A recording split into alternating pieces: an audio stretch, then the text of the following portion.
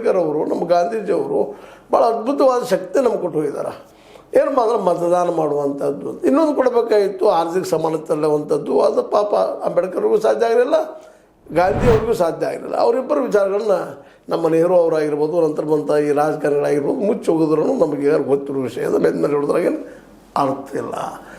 ಆದರೆ ಈಗ ನಾವು ಆ ಮತದಾರರನ್ನು ಎಚ್ಚರಗೊಳ್ಳುವಂಥ ಪ್ರಸಂಗ ಬಂದು ಇವತ್ತು ನೋಡ್ರಿ ಕಚ್ಚಾಟ ಯಾವ ರೀತಿ ಅದ. ಸಮರ್ಥ ಮನೆಗಳು ನೋಡ್ರಿ ಎಷ್ಟು ಮಂದಿ ಅವರು. ಮಲ್ಲಿಕಾರ್ಜುನವ್ರು ಅದಾರ, ಅವ್ರ ಅಪ್ಪ ಇದ್ದರು, ಹಿಂದೆ ಶಾಮನ ಶಿವಶಂಕರನವರು, ಮಲ್ಲಿಕಾರ್ಜುನವ್ರ ಹೆಂಡತಿ ಅವರು ಇದ್ದಾರೆ.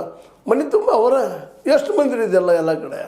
ನಮ್ಮವ್ರು ಇರಬೇಕು, ನಾವು ಮುಂದೆ ಹೋಗ್ಬೇಕು. ಆಗ್ರಿ, ಏನು ತಪ್ಪಿಲ್ಲ, ಏನು ಮೆರಿಟ್ ಇದ್ದಾರೆ ಆಗ್ರಿ, ಇಲ್ಲ ತಪ್ಪಂತೂ ನಾನು ಅನ್ನೋದಿಲ್ಲ. ಅವ್ರು ಅಂತಾರೆ ಮೆರಿಟ್ ಐತಲ್ರಿ, ನಮ್ಗೆ ದುಡ್ಡು ಅದ ನಾವು ಆರಿಸ್ಕೊಂಡು ಬರ್ತೀವಿ, ರೊಕ್ಕ ಕೊಟ್ಟದ್ದು ಆರಿಸಿ ಬರ್ತೀವಿ ಅಂತ.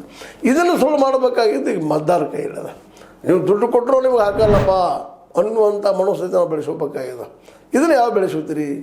ಯಾಕೆಂದ್ರೆ ನಿಮಗೆ ನೋಡ್ರಿ ಮಾರ್ಕೆಟ್ದಾಗ ಈಗ ರೈತರಿಗೆ ತಗೋರಿ, ಅವ್ಗೆ ಮಾರ್ಕೆಟ್ ಇಲ್ಲ, ಅವ್ನು ಬೆಲೆ ಕಟ್ಟಾಗ ಅವ್ಗೆ ಜಾಗಿಲ್ಲ, ಅವ್ನು ಬೆಳಿತಾನಷ್ಟೇ, ಬೆಳೆದ ಸಣ್ಣ ಕೈಯಾಗ ಮಾರೋದು ಮಾರ್ಕೆಟ್ ಕೈಯಾಗ.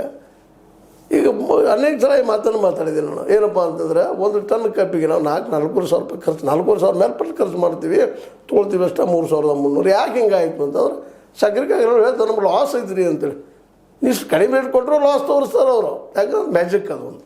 ಅದೇನೂ ಇರಲಿ, ರೈತರ ಅದೇ ಕಾಲಕ್ಕೆ ಇನ್ನುಳಿದ ದುಡಿಯೋ ವರ್ಗದವರು ಸಹಿತ ಬೇರೆ ಬೇರೆ ಕ್ಷೇತ್ರದಲ್ಲಿ ಈಗ ಬರ್ತಾರೆ. MLA ಎಲೆಕ್ಷನ್ ಅಥವಾ ಮತ್ತೆ ಎಲೆಕ್ಷನ್ ಬಂದ ನಿಮ್ಗೆ ಭೇಟಿ ಆಗ್ತಾರೆ, ಕಡೆ ರೊಕ್ಕನೂ ಕೊಡ್ತಾರೆ ಅಥವಾ ಏನೂ ಮಾಡ್ತಾರೆ. ಅವ್ರ ಮನೆಯವ್ರು ಎಲ್ಲರೂ ಬರೋದು ಕಾರಣ ಏನಪ್ಪ ಅಂತಂದ್ರೆ ನಾವು ಅಧಿಕಾರ ಹಿಡಿಬೇಕು ಅಂತ.